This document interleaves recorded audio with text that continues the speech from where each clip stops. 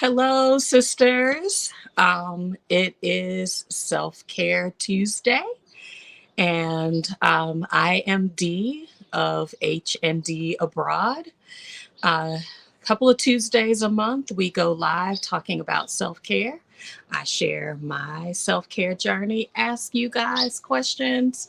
Our channel is all about choosing moving abroad as a plan A for our healthcare and healthy lifestyle journey, as well as creating generational wealth. If that is something that just vibes with you or is an interest to you, we invite you to like this video, subscribe to our channel, and hit the notification bell because we go live every week and upload videos throughout the week related to this content. So welcome to the space. So it's me today in a beautiful place. Right now we are in Morocco. I joined the Exodus Summit meetup, and we are a few days from that beautiful event. And because of it, I have added this video talking about making friends as a part of my self-care. Now that can kind of sound funny for somebody at age 50, but as I kind of did an outline for this video, I looked at what has friendship looked like over my lifetime. But I'm also watching a lot of videos that I'll put in the description where women, especially Black women, are talking about that they have no friends, and how that can be isolating, how they feel stuck, and how that keeps them in places and processes that do not serve them well. And y'all know I am personally working on behaviors and processes that serve me well. So that is the space we're in. And that's what got me thinking about why that was a priority for this year for me on my New Year's resolutions, and also I stated it in my in the video we did about our goals about moving abroad. So, just thinking about childhood for me, what did friendships look like? A lot of it was, oh, you like jacks, jumping rope, hopscotch. I like that too. Let's do that thing together.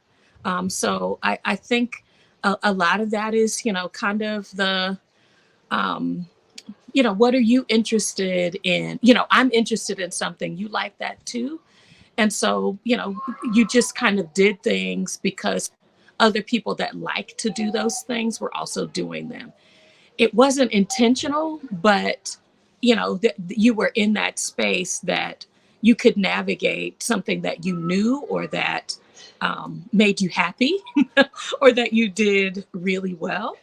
But a lot of it was based on proximity. So, I did those things because I was at Girls Incorporated. It was formerly called the Girls Club when I was there in the 70s and 80s.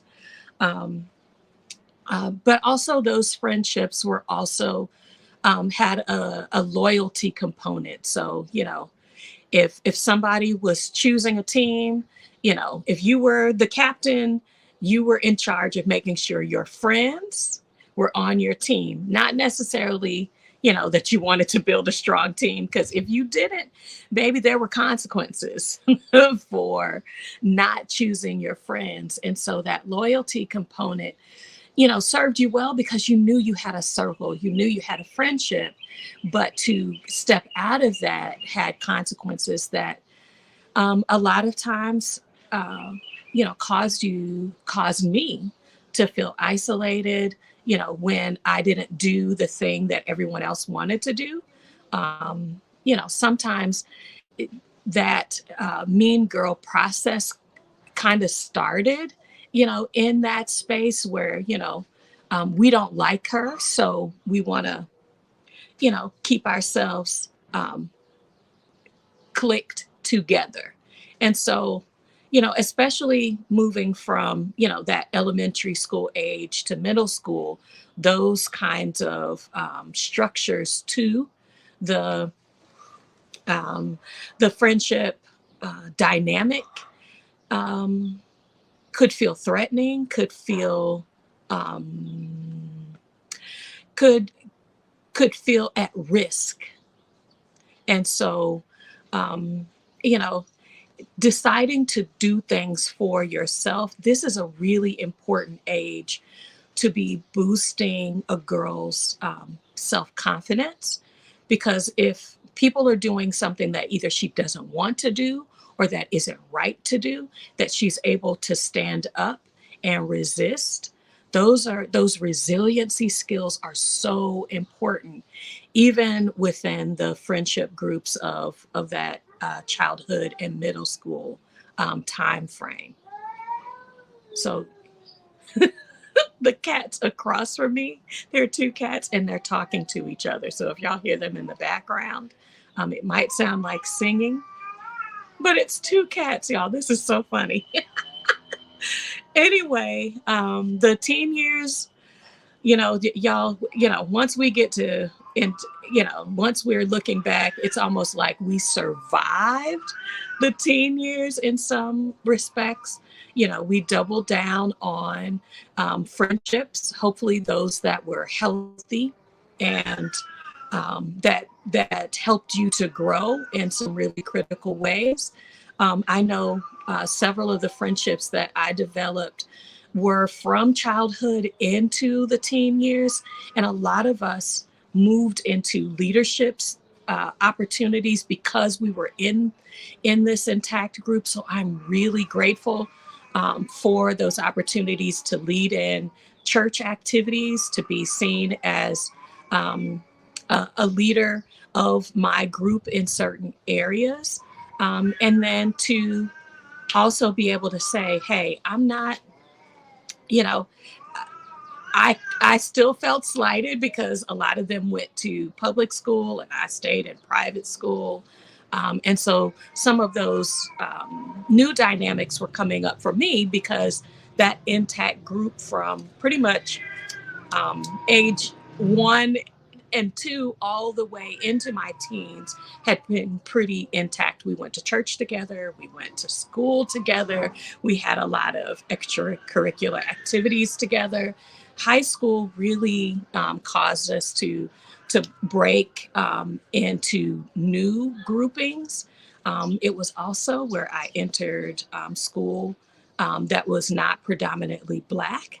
And so just that dynamic really encouraged me to develop friendships. And I'm so glad to have them. We are still Facebook friends and, still meet up.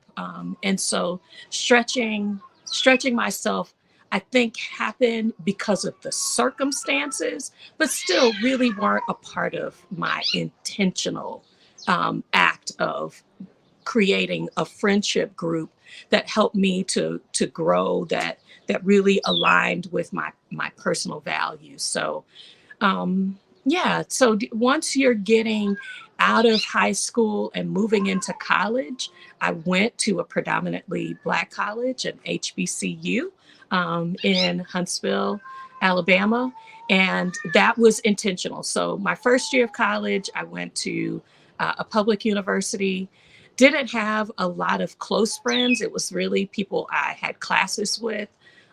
They were great. I met some really great people.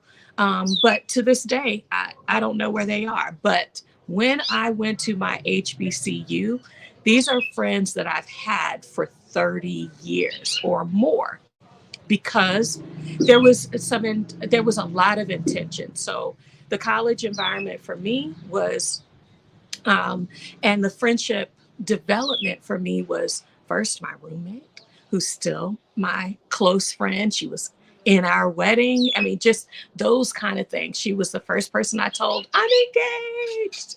You know, she was my roommate, but also people who lived on my hall, people who lived in my dorm, people who we came into the college process together. You know, kind of some of those trials by fire. It's our first time, you know, living away from home or living this far away from home. And so we were kind of leaning into each other. And that's where I noticed that my friendship path had to change because I could either stay in that proximity and, you know, people finding out what people like and only grouping myself to them, or I needed a whole network. And so that's what college was for me is, you know, my friends were from all over the world. They became my friends, but they were people from the UK, from different countries in Africa, from the Caribbean, from you know, from all over the world. And I'm so glad that I had that experience. If I were to say what was the most valuable experience that I've had as a person prior to age 40, it was the HBCU experience because, you know, not only did I have a um, richer understanding of Black culture, of Black people, of our contribution to the United States and to the world.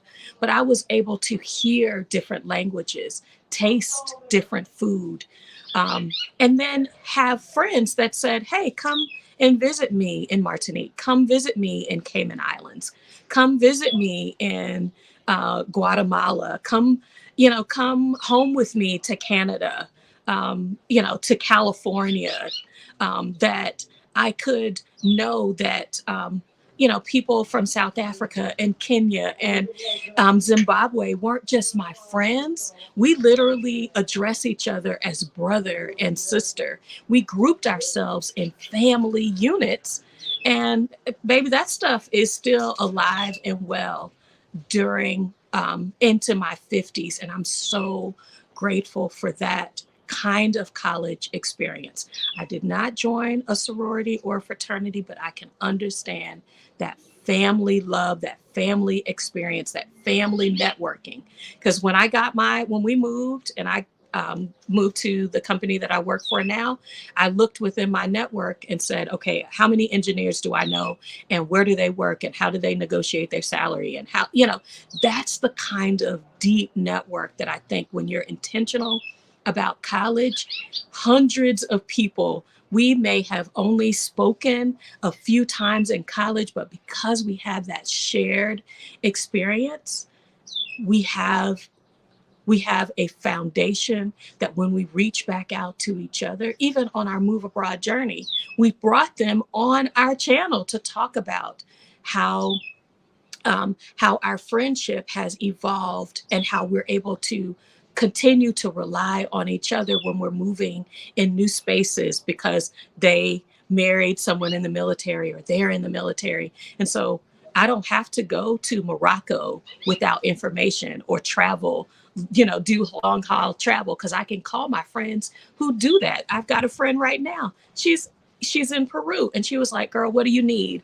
You know, I was like, I want to know how to pack, how to get my hair products on the airplane, you know, those kinds of things.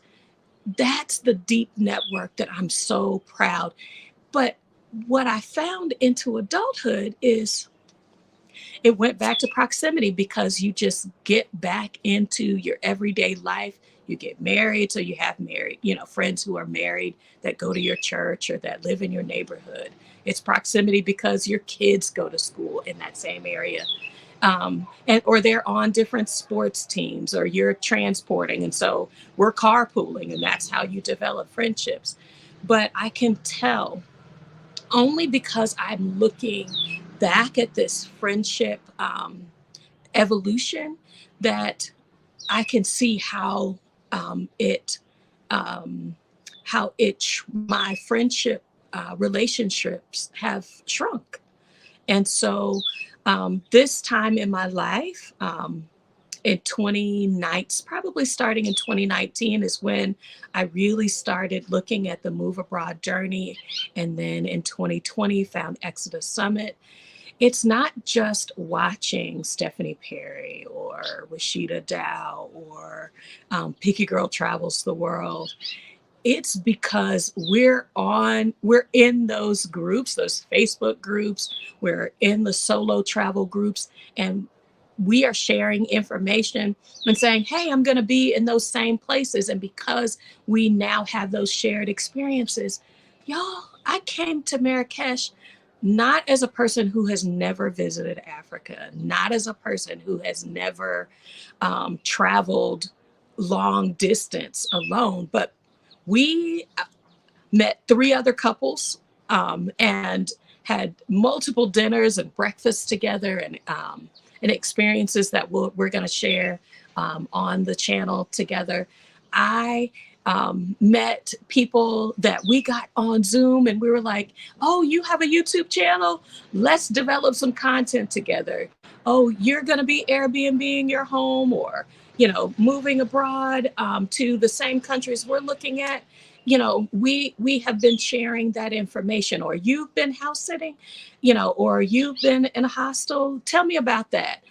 Because this is my new resource network and it is diverse. There were 100 women who came here and I met at least a third of them before we ever arrived, because we were meeting together in chats, in phone calls, during, setting up Zoom meetings. And so when we saw each other, a lot of people are saying this was like a family reunion and not people we didn't know. So I am super excited that this level of friendship is in my life. It's bigger than the social networks that I was developing, like I said, in adulthood, the career networks that I have developed to grow my career. But these are my joy groups. So we're finding what brings you joy. You like to sew? I like to sew. We're going to go to the souk and see if we could find ourselves some fabric. You like to travel. Where are you going? We should meet up when we get there. There's a group of people that are headed to Portugal. They're heading to Portugal together as a unit because we met each other here. We're traveling together. People who are just embracing ease, aligning themselves. Maybe I'm not just looking at what are the 50-year-olds doing, but there were 50, 60 and 70-year-olds on this trip who are saying, line your life up so that you are ready to embrace ease now and into your adulthood. My friend Anita, I'm going to shout you out. She's the global granny.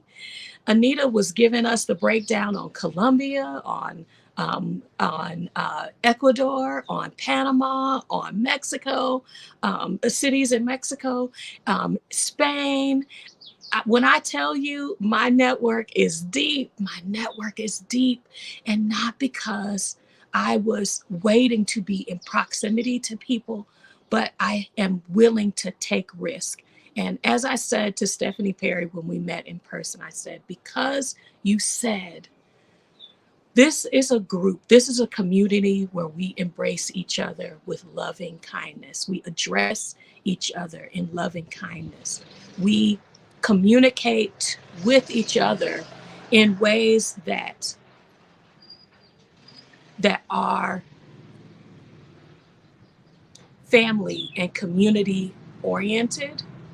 That is what my heart sends out. And I met that with every hug, with every dance partner that I had during the meetup. Y'all, what goes on in Marrakesh stays in Marrakesh. But when I say we've had a good time, we've had a good time.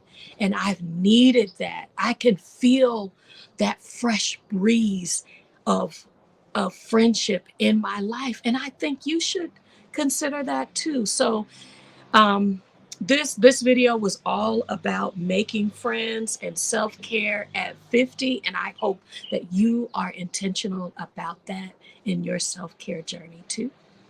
I am Dee of H&D Abroad. I hope that you will consider subscribing to our channel, meeting me on Tuesdays or Saturdays when we go live.